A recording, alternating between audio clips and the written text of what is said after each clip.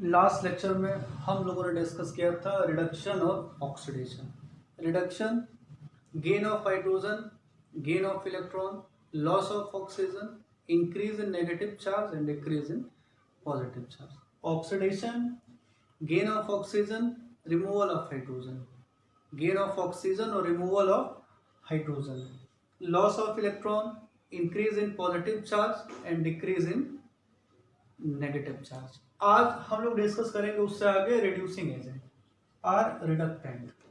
Reducing agent the substance which oxidise itself, मतलब जो substance जिसका ऑक्सीडेशन होता है और दूसरे को वो रिड्यूस करे।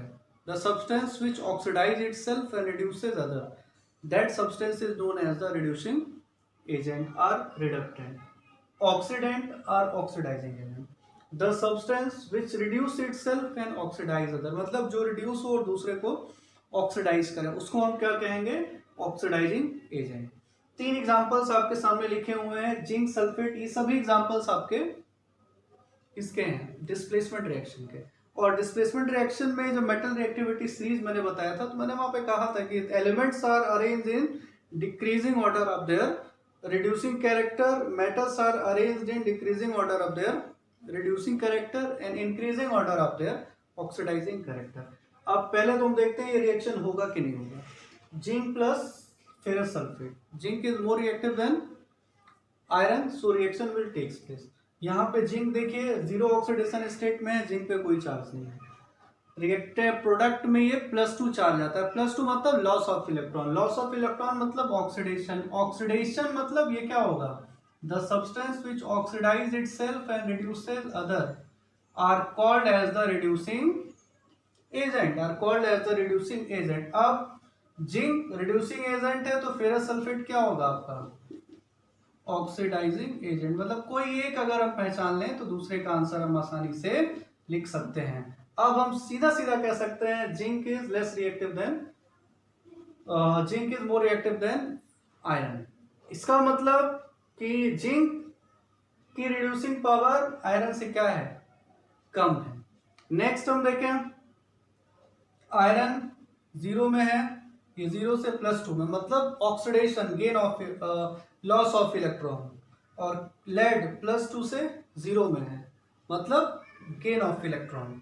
तो आयरन का ऑक्सीडेशन, तो आयरन आपका रिडक्टेंट और लेड आपका ऑक्सीडेंट। आयरन आपका रिडक्टेंट और लेड आपका ऑक्सीडेंट। उसी तरीके से नेक्स्ट एग्जांपल देखें, लेड और कॉपर वाला।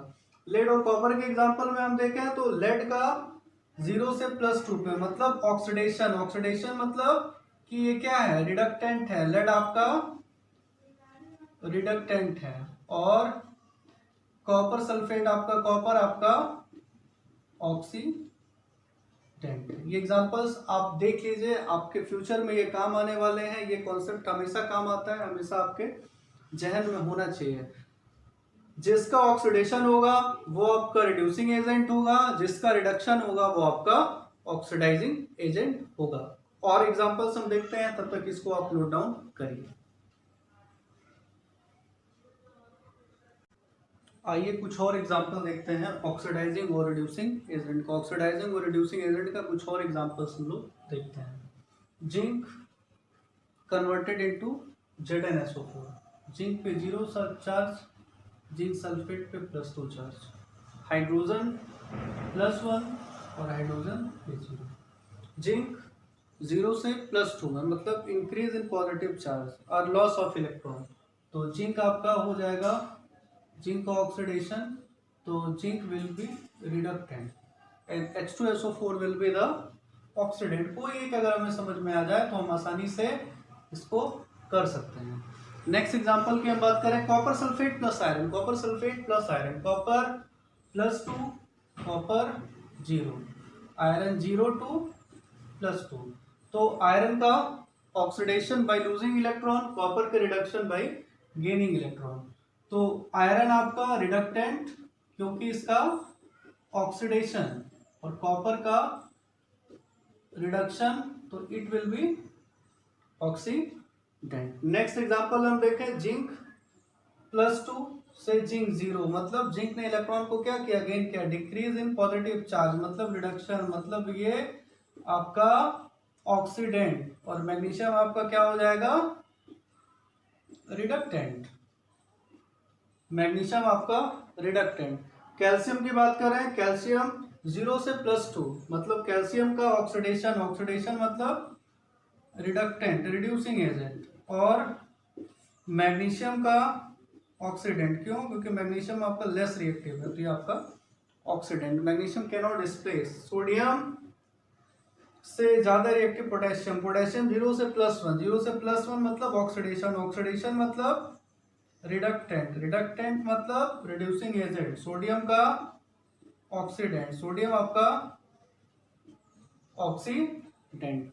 मैग्नीशियम की बात करें, मैग्नीशियम 0 से +2, 0 से +2 मतलब loss of electron, loss of electron मतलब reducing agent, loss of electron मतलब रिड्यूसिंग एजेंट या रिडक्टेंट। H2SO4 आपका क्या हो जाएगा, ऑक्सीडाइजिंग एजेंट, ऑक्सीडाइजिंग एजेंट। यहाँ पे देखिए जिंक 0 से +2, 0 से +2 का सीधा सा मतलब है कि ऑक्सीडेशन, ऑक्सीडेशन का सीधा सा मतलब है रिड्यूसिंग एजेंट, ये आपका ऑक्सीडाइजिंग एजेंट। यहाँ पे ब्रोमीन देखिए, ब्रोमीन इलेक्ट्रॉन को लूज कर रहा है, ब्रोमीन -1 से 0 में कन्वर्ट हो रहा है, इलेक्ट्रॉन को लूज कर रहा है, इसका मतलब ऑक्सीडेशन मतलब रिड्यूसिंग एजेंट। और क्लोरीन आपका ऑक्सीडाइजिंग एजेंट। नेक्स्ट में भी वही है, क्लोरीन आपका -1 से 0 में मतलब रिड्यूसिंग एजेंट, ऑक्सीडेशन, और ऐसे एजेंट को हम क्या कहते हैं, रिड्यूसिंग एजेंट कहते हैं, ये आपका ऑक्सीडाइजिंग एजेंट। यहाँ पे सेम है आपका, ये आपका iodine reducing agent, iodine electron को लूज कर रहा है -1 से, डिक्रीज इन नेगेटिव चार्ज मतलब ऑक्सीडेशन, और ये आपका ऑक्सीडाइजिंग एजेंट। मोटे मोटे शब्दों में, सीधे सीधे साधारण आसान शब्दों में अगर हम बात करें तो रिएक्टिव मेटल्स रिड्यूसिंग एजेंट का काम करते हैं और reactive non metals oxidising agent का काम करते हैं। ये हम लोगों ने डिस्कस किया अभी तक के टॉपिक रिडॉक्स रिएक्शंस की। ये क्लास 10th के रिडॉक्स रिएक्शंस की बातें आपकी खत्म। Combination on the basis of evolution of a heat two type, energy निकलती है तो एक्सोथर्मिक, एनर्जी निकलने का मतलब कि रिएक्टेंट की एनर्जी प्रोडक्ट की एनर्जी से ज्यादा है, वहां पे डेल्टा एच की वैल्यू हमेशा नेगेटिव होगी। ऐसी रिएक्शन को हम एक्सोथर्मिक रिएक्शन कहते हैं। दूसरा endothermic, it involve energy, it absorb energy, sunlight के फॉर्म में हो सकती है, इलेक्ट्रिसिटी के फॉर्म में हो सकती है, हीट के फॉर्म में हो सकती है। तो इन CSV रिएक्शन एंडोथर्मिक, प्रोडक्ट बनाने के लिए हमको एनर्जी लगाने की जरूरत पड़ती है, मतलब प्रोडक्ट की एनर्जी रिएक्टेंट की एनर्जी से क्या है, ज्यादा है, और डेल्टा एच की वैल्यू वहां पे क्या होगी, पॉजिटिव होगी। दूसरा combination reaction, combination reaction more than one reactant या मोर देन वन रिएक्टेंट से हम सिंगल प्रोडक्ट फाइंड करें, और ये यूजुअली एक्सोथर्मिक नेचर का होता है। लेकिन फोटोसिंथेसिस जो कि कॉम्बिनेशन रिएक्शन है वो आपका कैसा रिएक्शन है, एंडोथर्मिक। उसके बाद हम डिकम्पोजिशन की बात करें, डिकम्पोजिशन रिएक्शंस आपकी सिंगल रिएक्टेंट से आपको मोर देन वन प्रोडक्ट मिलता है। इसका मतलब breaking down of the simpler substances into complex substances into the simpler substances, और ये सनलाइट के फॉर्म में हो सकता है, उसको हम फोटो डिकम्पोजिशन कहते हैं। तो उसके लिए 2 एग्जांपल आपके सिलेबस में, silver chloride, silver bromide. Electro decomposition की बात करें तो इलेक्ट्रोलिसिस ऑफ वाटर आपके सिलेबस में है। तीसरा आपका अगर वही हीट के प्रेजेंस में हो तो 3 एग्जांपल, उसको हम थर्मल डिकम्पोजिशन कहते हैं, lead nitrate, copper nitrate and ferrous sulphate. फिर आता है डिस्प्लेसमेंट रिएक्शन। डिस्प्लेसमेंट रिएक्शन के पहले मतलब more reactive element displaces less reactive element in its aqueous solution. हमेशा ध्यान रखिएगा सॉल्यूशन एक्वस होना चाहिए इलेक्ट्रॉन के एक्सचेंज के लिए। उसके बाद अगर हम बात करें metal reactivity, arrangement of metal in decreasing order of their reactivity और increasing order of their oxidizing power और decreasing order of their reducing power. फिर उसके बाद था आपका double displacement reaction. Double displacement reaction आपका exchange of ion, exchange of ion 2 तरीके का प्रेसिपिटेशन, मतलब जब 2 सॉल्ट रिएक्ट करके एक प्रेसिपिटेट बना रहा था, एक क्लियर सॉल्यूशन। दूसरा आपका न्यूट्रलाइजेशन, जब एसिड और बेस अपने आयन को एक्सचेंज करके सॉल्ट और वाटर बना रहे थे। फिर उसके बाद अगर हम बात करें redox reaction, redox reaction it is a complete reaction, every complete reaction must be a redox reaction because reduction it involve the gain और लॉस ऑफ इलेक्ट्रॉन, गेन और लॉस ऑफ हाइड्रोजन और ऑक्सीजन।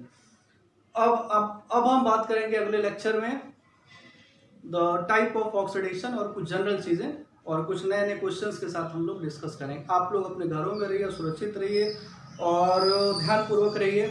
आप सभी को पता है कि समस्या बहुत कठिन है, बहुत विकराल है। अगर थोड़ा सा भी ध्यान हम न दें तो पूरा हम हमारे साथ साथ पूरा देश बर्बादी के कगार पे जा सकता है।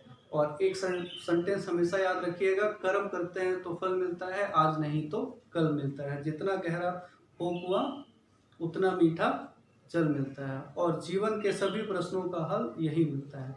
और मन और अपने विश्वास को हमेशा ऊंचा रखिए, कॉन्फिडेंस बनाए रखिए और सब्जेक्ट पे अपने ग्रिप बनाए रखिए। उसके लिए उस सब्जेक्ट को सिंप्लीफाई करने के लिए मैं आपके साथ हूँ हमेशा। धन्यवाद।